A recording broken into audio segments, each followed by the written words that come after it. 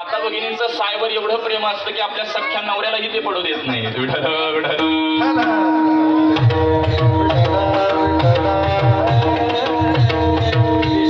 माता भगिनींच्या आवडीच्या 3-4 गोष्टी आजोबा बोलायचे बघा. एक दुधावरची साय, दुसरं टोपलं, तिसरं शेड आणि चौथा येथे जावई. पटवून देतो बघा. दुधावरची साय देखील माता भगिनी अत्यंत प्रीतीची गोष्ट, कारण दूध उतू गेलं की ते पुन्हा साय बांधत नाही म्हणून त्या सायवर अत्यंत प्रिय. त्याच पद्धतीने टोपलं बघा. सांगतात काही मंडळी, माझ्या आजी सासूने दिलेलं टोपलं, खापर सासूने त्याच्या पाठीमागचं नाव असतं तर ती घेतलं. टोपल्यावरही अत्यंत प्रिय.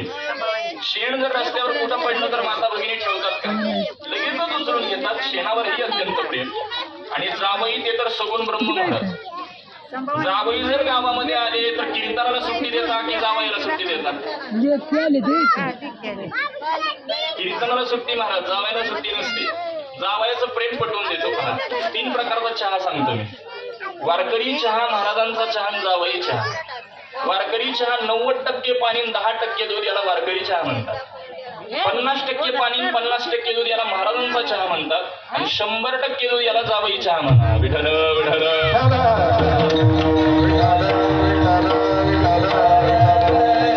माता बहिणींच्या आवडीच्या या गोष्टी, त्यामध्ये यशोदा मैया काय वेगळी होती.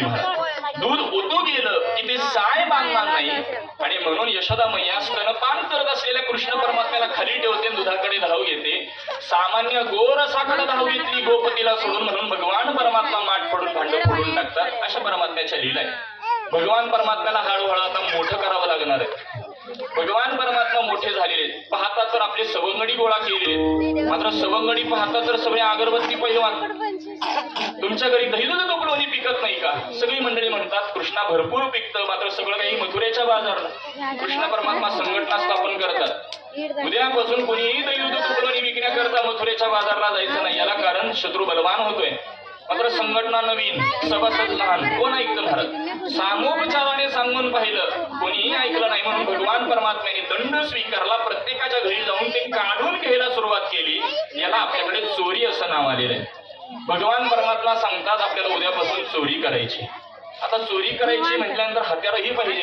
परमात्मा वर्णन करत आहेत. रे सामुग्री चौकट, खडे सराटे काट्या नीट मांस बंधारे बळकट, शब्द कटकट न करावे. बघा, खडे सराटे वस्त्रगाळ केलेली माती अशी हत्यारं सांगू लागले. परमात्मा त्याचा उपयोगही सांगतात. आपण एखाद्याच्या घरी गेलेलोय, दही दूध टोपलोनी कोणत्या माठामध्ये ठेवलेलं आहे, कोणता माठ मोकळा आहे आपल्याला कळणार नाही. म्हणून सगळीकडे आपण खडे फेकायचे. भरलेल्या माठावर जर खडा पडला तर तो बद्ध असा आवाज करेल, आणि मोकळ्या माठावर खडा पडला तर तो खट्ट असा आवाज करेल. परमात्म्याने त्याचा निर्देश केला. मी असे अनेक खडे टाकून पाहतो, आपल्याला खडे कळले पाहिजे. विठ्ठल विठ्ठल.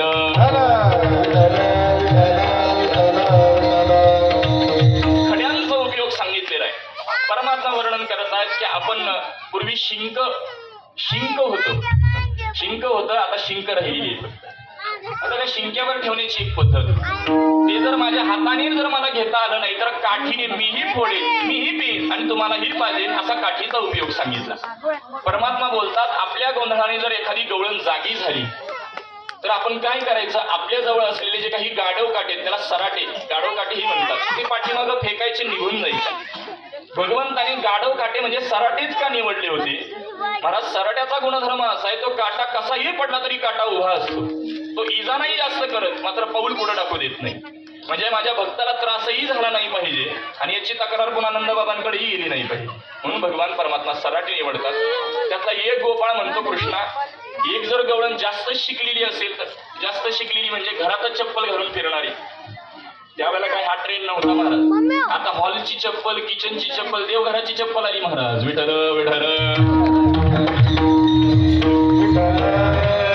असो, ती काही आपली संस्कृती नाही, मला त्याबद्दल बोलायचंही नाही. कृष्ण परमात्मा म्हणतात आपल्याकडे वस्त्रगाळ केलेली माती आहे, डोळ्यामध्ये फेकायची आणि निघून जायचं. असं सांगितल्याबरोबर दुसऱ्या दिवसापासून चोरी कर्म सुरू झालेलं आहे. गाणी येऊ लागलेली आहेत. पहिली आली धावरी आणि बाय केली करणी, पती असदा शेजेसी मरानी अंगणी हे भैया मासी पावेना धरू जाता सापडेना यशने बाळ तुझा काना कुठं भर सो धिंगाणा, तक्रारी येऊ लागलेले.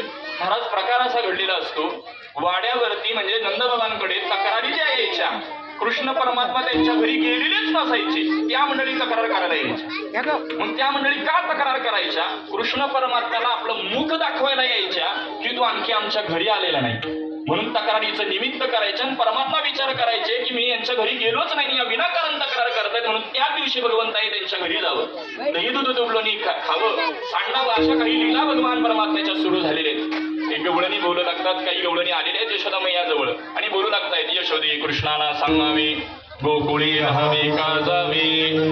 असं म्हटल्यानंतर कृष्ण परमात्म्याला असं यशोदा मैयाला बोलल्याबरोबर आम्ही राहावे का जावे असं बोलल्यानंतर यशोदा मैया कृष्ण परमात्म्याला बोलू लागते, कोण्या नको करू माझे बाबा, माझे बाबा,